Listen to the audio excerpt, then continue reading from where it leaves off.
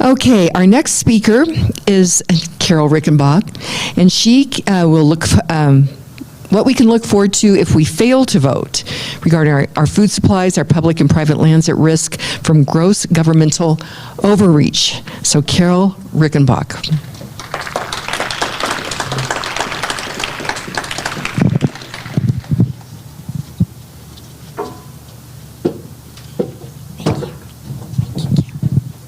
Wow, I get to share the stage with some pretty amazing people. This is a fantastic gathering of folks that have so much knowledge, that have done so much homework, and are just fantastic. And Josh, you've done it. You have so done it. And you think about some of the great things that we enjoy today. How did they start out just like this? So this is really exciting. I've put up some pictures. These guys are going to be just flashing through some pictures just because this is what we're doing. We've got cows. There's old Red. He's not old. He's quite the little rocket, herding cows, not chasing cows. Good Lord, I had somebody in Denver catch me on that word. Herding cows. We don't hurt and chase cows, but anyway. So, I've got some pictures up here that you're going to see flashing up, and it's that whole thing that we're doing. This is an operation here that the babies are born here on the land in the San Luis Valley floor in February. Poor little things. And then in February, they're cold, and many times their lives have to be saved. Some of us city folk, right, that I talk to don't understand this concept that you have to pull them out, save the mama, save the baby. So just remember that when we see maybe this thing come back, this whole pause thing that Colorado tries to pull on us again, just remember that these babies are being saved by that rancher, and the mama is being saved by I can't even tell you how many times that has to happen. So they're born here, and then they go up about June 11 to the Forest Service, to the grass. They measure the grass. They have all these formulas.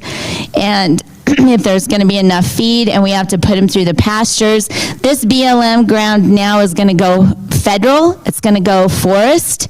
And so that is just another step encroaching on what we have. Quite a few ranchers that are up above Lahara Reservoir where this is at. So you can just see from listening today what we might have going on. These calves are fattening up on that. Does that look like some good food and some good water? That's where they're fattening up. Not in a JBS, not in a feedlot, not somewhere where, it's just sad. If you look up some pictures, look them up. But this is where these cows are fattening up.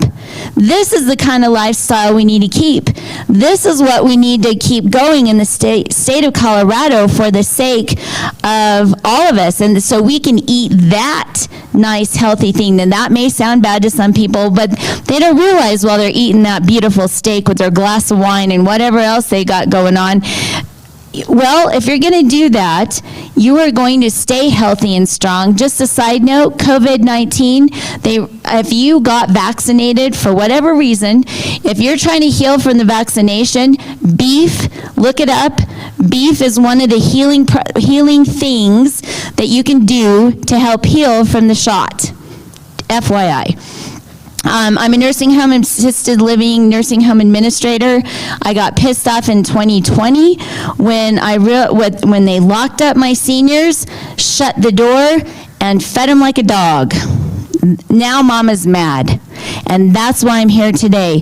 I am just one of us that knows that we have got to do something. And every single one of you are the same thing. Look at all these people in here. Bill, what you're doing. Ryan, back there with his friends, waving flags after school. Everyone. Oh, look at you guys doing your podcast at the Trump rally yesterday. And you were real news. Real news, not the fake news that I watched in that room with President Trump. The real news was out there talking about the people. and that's Chris Stone, radio. He was there, among a whole bunch of other folks. And I don't know every single one of you and what you're doing, except if I do know you. There's some of you I don't, but I do know this. The fact that you're here, you care. The fact that you're here, you're going to do something about this. And all this information that we got today, we're carrying it forward. We're going to do something about it. When I was at the state capitol a week ago today, you would not believe what I saw, or maybe some of you have done this, you would believe it. So the Gays Against Groomers were putting on a little event because it was the Gays Against Groomers. God's ways are not our ways. It was Gays Against Groomers that did Boys Stay Out of Girls Sports petition. It wasn't the church. It was Gays Against Groomers. God's ways are not our ways. It was Gays Against Groomers that also put together the petition that said parents have rights in schools. It wasn't the church. It was them. You know what? Live, let live. I don't care. Whatever on that. Gays Against Groomers, right? Here they are doing their thing with all the legislators, and I'm just this person that shows up with a cowboy hat on, flannel shirt on, because I've been up there for a while, or I can't even remember why I was up there. I have an American flag, and I have a Jesus shirt on. The LGBTQ activists that are at every event at the state capitol, because all the people who are always at the capitol told me all their names, and those with the bullhorn were talking across to each other to the people up on the hill. This is just a clique of people that do the same thing over and over and over and over. While we are out too busy working, trying to raise our families, trying to put food on the table, trying to school the kids, trying to do whatever we're doing, we're busy. That's what I was. I was busy. I didn't really trust the government. Never have. But I turned a blind eye and thought that hopefully somebody was doing something about this, and that everything would turn out okay.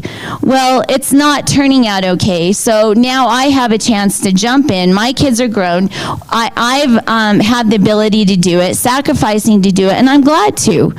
But here they are with their bullhorns yelling at state patrolmen, because the state patrolmen are trying to hold them back because they're pissed at me. They're calling me Oklahoma because I have the hat on, the boots, and and this is Denver. Do you guys watch Rawhide? Does anybody watch Rawhide anymore? Where did the cows used to come into town for selling? Denver! Okay, these guys are looking at me and calling me Oklahoma. I'm Colorado, you suckers. I'm not Oklahoma, although I am chalked off from Oklahoma, so I was fine with that. But those guys don't even realize they're so cityfied and such spoiled little brats. Now, it's not just the Democrats. At the Trump rally yesterday, I had to deal with the Highlands brats. Okay? Highland, you guys know about Highland Ranch. Highland Ranch brats. They never told me where they were from there, but I sized them up and I went, yeah, Highlands Ranch brats. So what were they doing? Here's President Trump right there. We got a stage, bleachers, where guess who's supposed to be on the bleachers? And I'm in charge of all my wheelchairs, and ADA people right there. The bleachers have all of the Gold Star families. Guess who's sitting in the bleachers where Gold Star families, and I've got Gold Star that I'm taking care of in wheelchairs out here. Okay, I've got two little brats. I got Daddy, who's a Republican, and I've got his two daughters with skirts up to here, and I've got the boyfriend doing soft porn up on the bleachers in front of everybody. So I told him, I said, you know what, kids? Why don't you get down, and I've got other folks down here that we can get them up here, and they can sit up here where these people belong. These are Republicans. So that turned into a big deal. Dad attacked me, and I was threatened, but I don't care. So at the end of the day, each one of us is fighting hard for what we know is right. It doesn't matter if you're a Republican or a Democrat. It doesn't matter if you believe that the election's going to be rigged. You know, we have all kinds of ideas. What matters is that we're fighting and fighting and fighting. I wake up sometimes and wonder, why am I doing this? They're just going to cheat anyway. People have told me that. I'm not going to vote because they're just going to cheat anyway. I'm doing this. You all are doing this, and we know that it's just going to, God is in this. We are in a war, and we're fighting battle to battle to battle. And I am so proud to be a part of this battle and this war with each one of you fighting yours. So I salute all of you, and I thank you, and I pray God's blessings on you as we cross this finish line and go into the new year. Amen.